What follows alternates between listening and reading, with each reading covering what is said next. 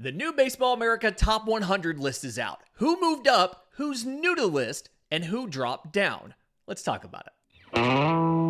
You are Locked On MLB Prospects, part of the Locked On Podcast Network. Your team every day.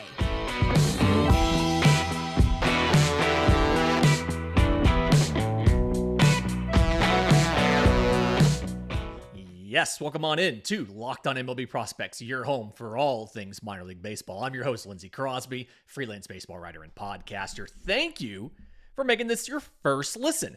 Every single day, we're proudly part of the Locked On Podcast Network, where it's your team every day. And today's episode is made possible by our friends at Game Time. Download the Game Time app, create an account, use code LOCKEDONMLB for $20 off your first purchase. Last-minute tickets, lowest price, guaranteed.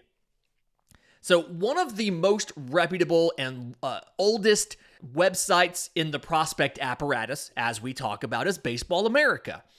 They are well respected for what they do. They just did their May update to the top 100 list. Always a big thing here. Reminder, to be eligible, you have to not be over 130 at-bats or 50 innings pitched or 30 pitching appearances. They use different rules than MLB, and so that's why Gabriel Moreno was on here for a while and was not a prospect according to MLB. Looking at some of the biggest movers, it wasn't a big move as far as number of spots. He only went up 5 spots, but we have to open this with Jackson Holliday of the Baltimore Orioles being a top 10 prospect. He went from number 12 to number 7, and it's wild to think about. Jackson Holliday at this time last year was in high school. And he is a top 10 prospect in all of baseball. And he's legitimately performed like one to justify the spot. So, again, number 1 overall pick last year. He spent a little bit of time in low A, 12 games in low A last year. 238, 439, 333. 4 doubles, no home runs, 15 walks to 10 strikeouts, 1 for 2 on stolen bases. And most of who he was playing in low A, like those were guys who were full season guys. He skipped rookie ball and went straight to full season. We saw him this year at spring training. 19 years old, out there at spring training and holding his own, looking okay. And then he's already gotten promoted once in the minor. So he goes back to low A Delmarva to open this season and spends game-wise just over 2 weeks there because they play 6 games a week. So just over 2 weeks there. In his 13 games in low A for Jackson Holliday, 392, 523, 667. 2 home runs, 9 extra base hits. One of those is a triple. 14 walks to 12 strikeouts and 3 for 3 on stolen bases. Some of the things that we look for on this show, we talk about that slash line when you hit 3, 4, 5. That's a delineator between a dude and a guy. He almost hit 4, 5, 6 on the slash line at age 19, when a year ago he was in high school. It's ridiculous. So the Orioles go ahead and promote him to High A Aberdeen. He's got 11 games as of time of recording. In those 11 games, 310, 431, 524. 2 home runs, 4 extra base hits. One of those is a triple.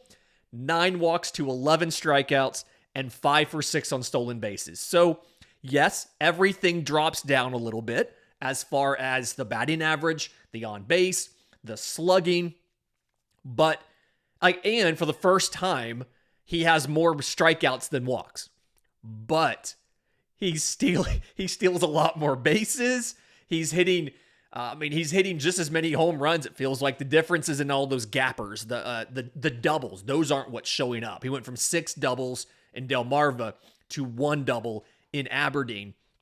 It's something where, we talk on the show about you have to find a prospect's true talent level. And I think Jackson Holliday's true talent level is high A right now. It's wild to think about. He's 19 years old.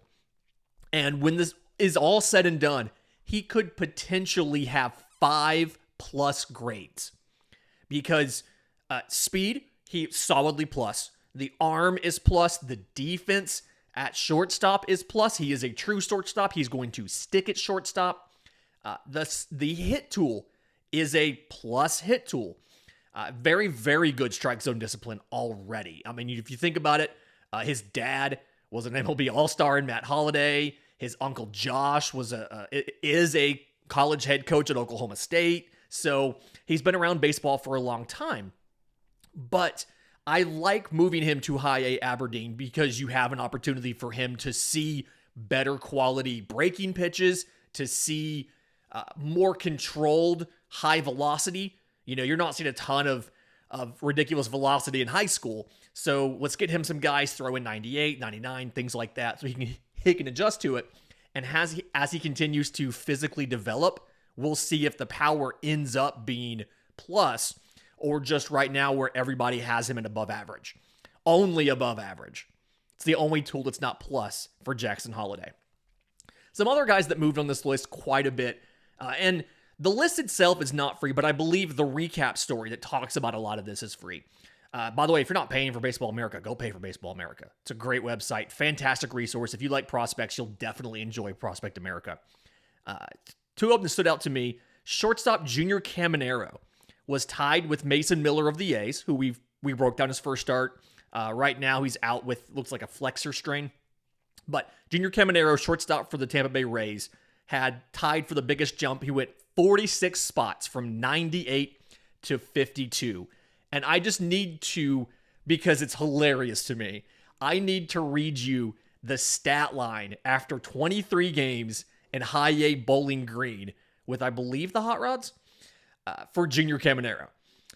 372, 427, 713 slugging. It's an 1140 OPS. 8 home runs, 14 extra base hits. 2 of those are triples. 6 walks to 23 strikeouts. 2 of 3 on stolen bases.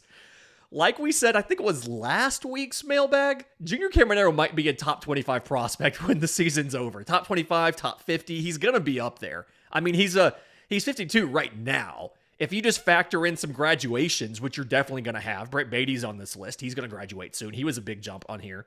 Then he's absolutely top 50 and maybe a top 25. I may have undershot on that, and Jacob may have been right. Shout out to Jacob there. But the other guy I think is interesting, and not that I don't agree, but I've got more questions than everybody else does, is Dalton Rushing of the Los Angeles Dodgers. 2022 second rounder out of Louisville. He's a catcher, but he was behind Henry Davis at Louisville for 2 years, so he didn't even catch until like his final year in college. So last year in low A, 28 games, 424, 539, 778, 8 home runs, 19 extra base hits, 21 walks to 21 strikeouts, 1 for 1 on stolen bases. Very, very healthy slash line. This was when he first got into professional ball last year. I mean, he spent like 2 games in rookie ball, like 5 at-bats, and they were like, okay, yeah, you're out of here. You're done with this. And so that was low A last year. Now, this year, he is in high A Great Lakes. So the weather has something to do with this because it's cold. It's been colder up there. But 24 games in high A, 271, 447, 529, 5 home runs, 11 extra base hits, and shout out to the catcher. One of those is a triple. 26 walks to 29 strikeouts, again in 24 games, and no stolen base attempts. He's not exclusively playing catcher. He didn't last year. He's not this year. He's got 31 games at catcher and 8 at first base and 8 games as a DH. And offensively, the power's very good. The hit tool is only graded out as average. And offensively, I like Dalton Rushing. Don't get me wrong. He's a massive guy. Like, he was a linebacker in high school, just packed full of muscle, crushes baseballs. He has some, like, the plate discipline's really good. His issues are mechanical, right? I mean, he's 6'2", 220. So it's getting into those up and in fastballs, things like that. Like getting pitches like that, getting the bat on them and turning on them is difficult for him. But the reason why I'm not as high on Dalton Rushing as a lot of other people are, and he moved up 16 spots from 96 to 80. So he was already on the list, but is his catching.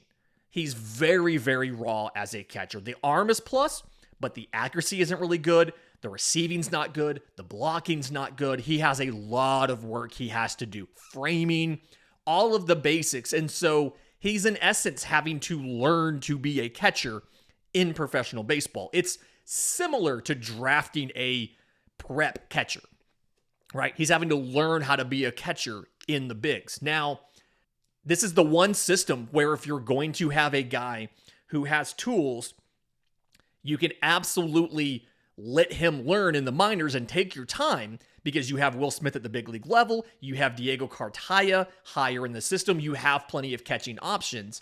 But Dalton Rushing feels like a guy who may eventually end up being a first baseman or a DH. And of course, you've got Freddie Freeman there long-term in LA, so that complicates things. In just a minute, let's talk about the guys who are new to this list and kind of what they did to get here. But first, today's episode is brought to you by our friends at Game Time. If you're like me, you don't want to stress out about going to a sporting event. Part of the reason that I'm not spontaneous when it comes to sporting events is because buying tickets is never easy. And Game Time is trying to fix that. They're the fast and easy way to buy tickets for sports, concerts, comedy shows, theater, all of that kind of stuff near you. They have killer deals on last-minute tickets and the best price guarantee. So you don't have to stress about the tickets, and you can just get hyped for the fun you're going to have. So the way it works, the Game Time guarantee means you will always get the best price. If you find tickets in the same section and row for less, Game Time will credit you 110% of the difference. It is the fastest growing ticketing app in the country for a reason. So snag the tickets without stress with Game Time. Download the Game Time app, create an account, use code LOCKEDONMLB for $20 off your first purchase. Again, create an account, redeem code LOCKEDONMLB for $20 off. So download Game Time today. Last minute tickets, lowest price, guaranteed. Okay, couple guys who are new to this list coming in at the very back of the list. First one is Heston Kjerstad of the Baltimore Orioles. 2020 first rounder out of Arkansas. You may remember this in an exam, a medical exam after signing. They discovered he had myocarditis. It's heart muscle inflammation. From what I understand, it was a side effect or it was a byproduct or whatever, something that happened as a result of him having COVID. So he misses the entire 2021 season. And the way that inflammation of the heart muscle works is, in essence, you can't get your heart rate up. You can't do things that get your heart rate up. So no physical activity, no working out. And so when he came back last year, he almost immediately, I think he tweaked a hamstring in spring training, which happens a ton with guys in spring training, but especially somebody who, in essence, didn't play for close to a year. Delays his start. He finally debuts in June, starts off in low A, ends up in high A Aberdeen to finish the year. His combined slash line last year, 65 games, 309, 394, 457, 5 home runs, 24 extra base hits, 29 walks to 64 strikeouts in 65 games, 1 for 1 on stolen bases. Again, you could see the effect of the layoff on his timing and on his power production. He goes to the AFL, does pretty well in the AFL, and then this year, he is in Double-A Bowie. 24 games, 298, 383, 638, 8 home runs, again in 24 games, where he had 5 in 65 games last year. So 8 home runs in 24 games, 14 extra base hits, 8 walks to 17 strikeouts, 3 of 5 on stolen bases.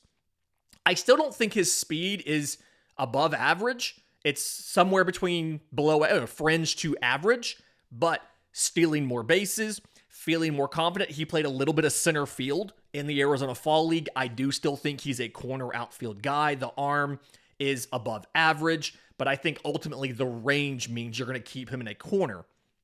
But Heston Kjerstad has started to show, you value him more for the bat than for the defense, but he should be able to hold his own in a corner. The arm should be strong enough to be your right fielder.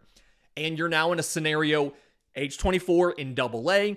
I could see if this is going as well as it is right now. He gets bumped up to Triple-A later, and he's an option probably next year in Baltimore just adds to that list of position player options that they have in Baltimore to get called up and to do stuff.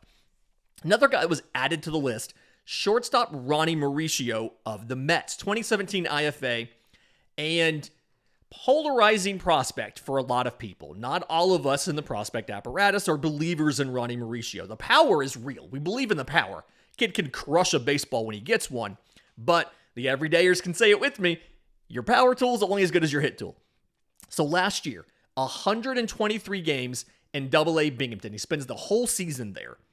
259, 296, 472, 26 home runs, 54 extra base hits, again in 123 games, so not quite one every other game, but a healthy ratio. 24 walks to 125 strikeouts, again in 123 games, so striking out just over once a game. 20 of 31 on stolen bases. And this year, he's been in AAA Syracuse, and he's improved just about every metric across the board, okay? So 336, 371, 582 is the slash line. Brought up the on-base by 80 points, brought up the batting average by 80 points, brought up the slugging by 110 points. Because slugging, exponential, getting more hit, or whatever. 6 home runs, 19 extra base hits, 6 walks to 25 strikeouts, 6 and 9 on stolen bases. He's on pace to be better with strikeouts. He's on pace to have a higher stolen base percentage, again, at a higher level of competition. And it's something where they've started to work him in some other positions. Obviously, you have Francisco Lindor at short. He's played 19 games at a shortstop and 12 at second base. The arm is plus. The speed isn't necessarily great. I think that you could play him at third base. Obviously, you have Brett Beatty. You don't necessarily need to. I think he also could be good enough in an outfield corner, right field or left field. The arm is good enough for right. I feel like right field or left field, especially with a good center fielder next to him, and in Nimmo, you could play him in either one of those corner spots. But the only thing he's done in professional baseball is short and second, and he didn't add second until this year. And the whole thing here is, the whole knock on Ronny Mauricio for the longest time was he did not have good swing decisions. He would chase at stuff. It's almost like he would predetermine he was going to swing before the ball came. And so, when you combine, and Baseball America had a great stat, I think it was in the piece, or it was in their write-up on him or something. But in 21 and 22, he had a combined more than 800 plate appearances and a combined on base of 296. He was one of 12 players that had at least 800 plate appearances and an on base under 300. Well, smaller sample size of 34 games, but significantly improved with a 371 on base. So if he really has fixed the swing decisions, then Ronny Mauricio absolutely is a guy that should be able to help the Mets, either by playing some second base or by getting flipped for some sort of probably pitching help, I would assume at this point. So either way, Ronny Mauricio should be able to help the Mets this year. The third guy is Colt Keith of the Detroit Tigers, 2020 fifth rounder out of high school, and did a lot of good work last year to lower his strikeout rate. Got a shoulder injury in June, so it cut his year short. He did go to the AFL, and now he's going. So high A last year for Colt Keith. 48 games, 301, 370, 544. 9 home runs, 26 extra base hits, 22 walks to 42 strikeouts, and 4 of 4 on stolen bases. This year, he is in Double-A. So they moved him from West Michigan to Erie, and in Erie in 27 games, 272, 331, 474. So everything came back a little bit, but biggest jump in the minors is high A to Double-A. 5 home runs, 12 extra base hits, 9 walks to 32 strikeouts, no stolen base attempts. So the strikeout rate's ticked up a little bit, goes along with the jump into Double-A. That's fully expected, and it's fine. I think the big thing for Colt Keith is he just needs reps, right? If you think about, he lost his 2020 season. He was a high school draftee, so he didn't play in 2020. 2021, I think he got like 60 games in. And then 22, he gets hurt halfway through. And so he needs reps at third base. I think the arm is plus. I believe he used to be a pitcher, so that's kind of part of that there. The defense is good. The speed's a little bit below average. There was some talk about playing him at second. One, you just drafted one of the, is it Jace Young? You drafted Jace Young. I always get Jason Josh's names mixed up. You drafted Jace Young, so you don't need Colt Keith at second, but also just the speed and the range. I think he's better at third base, and you can let the arm eat at third base. It is a plus arm, if not a little bit better. So the whole thing here, he needs reps, he needs defensive tuning, and then he just needs to cement that offensive improvement, and you could see him this year, probably the very end of the year, a brief cup of coffee in Detroit, but more likely just in AAA. In just a minute, let's get to the guys who dropped in the list. So they dropped back into the later on the list, stayed in the top 30, but dropped back, and talk about why. And we'll do that next. But first, today's episode is brought to you by our friends at So Rare. I really am enjoying So Rare. It's a revolutionary fantasy baseball game and marketplace that transforms fans into owners. Officially licensed digital cards featuring players from all 30 MLB teams. And the idea is you own the cards. So you collect them, you can buy them, you can sell them, you can compete with your cards against other people. You enter the game weeks. There's 2 game weeks per calendar week, Monday through Thursday and Friday through Sunday.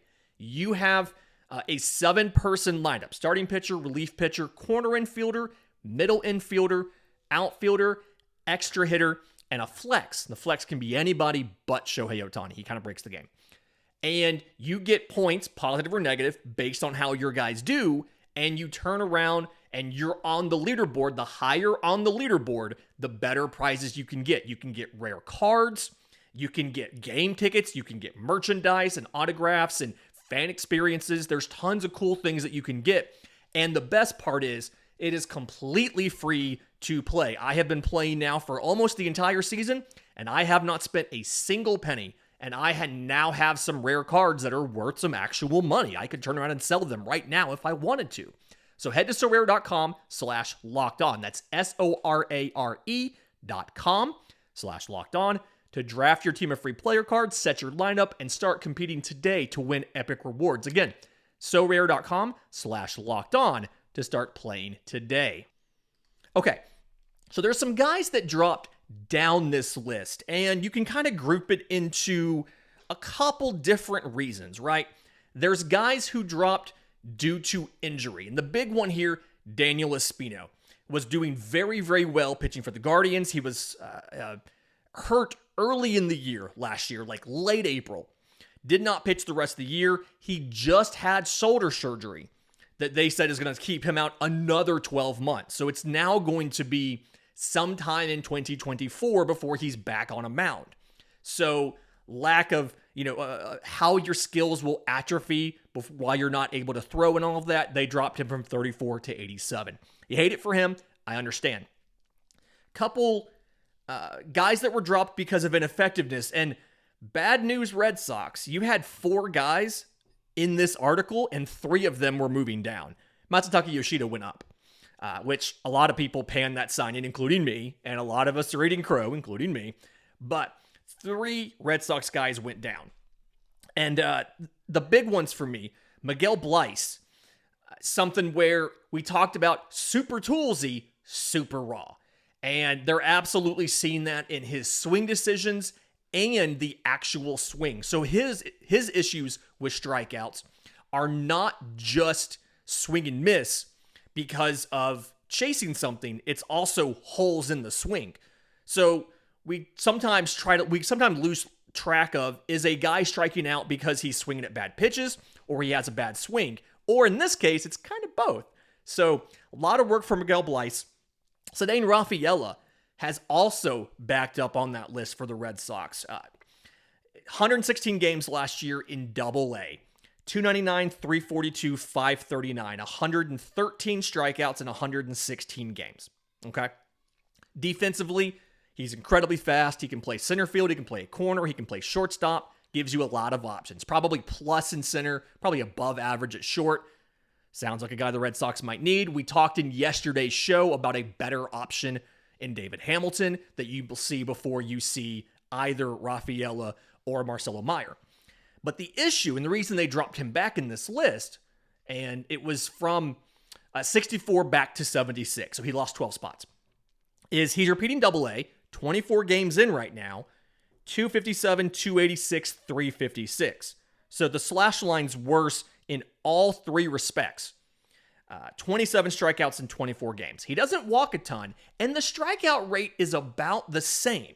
So part of me thinks this might just be a slump versus some sort of significant, versus Ceddane Rafaela legitimately getting worse when he repeated the level. I really feel like this is just some sort of slump. Simply because, again, it's a scenario where everything looks kind of the same. He doesn't walk a ton. He's still not walking a ton. The strikeout rate's similar. It's just he's either last year was an aberration, which again, 116 games combined last year. Feels like that's too much to be an aberration, although I will clarify, 45 in High A Greenville, 71 in Portland, Double-A Portland. 71 should be enough to have an accurate idea. So it feels like this might just be a slump to start the year for Ceddane Rafaela. So I think you're fine either way. Noelvi Marte of the Cincinnati Reds has been playing some not third base.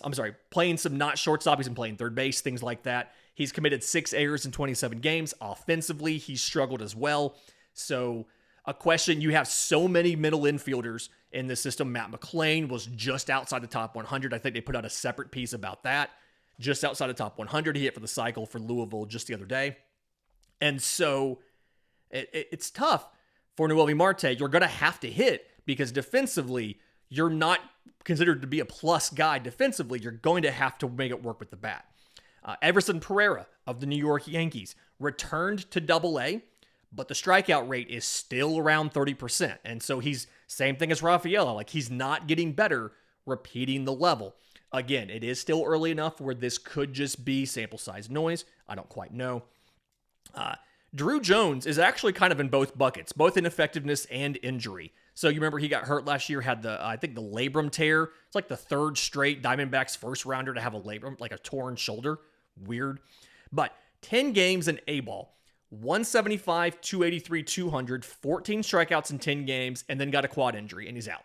So between the quad injury and the small but not great sample size, they dropped him from 20 to 32.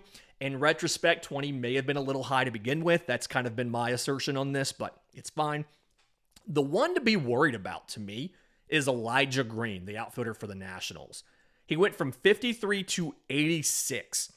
And it's something where we knew when he was drafted, he had a ton of tools, but he was a high variance prospect. He could be really good. He could be really bad. And so far, we've seen more of the bad than the good. So last year for Elijah Green, he was entirely in rookie ball, 12 games, 302, 404, 535, 2 home runs, 6 extra base hits.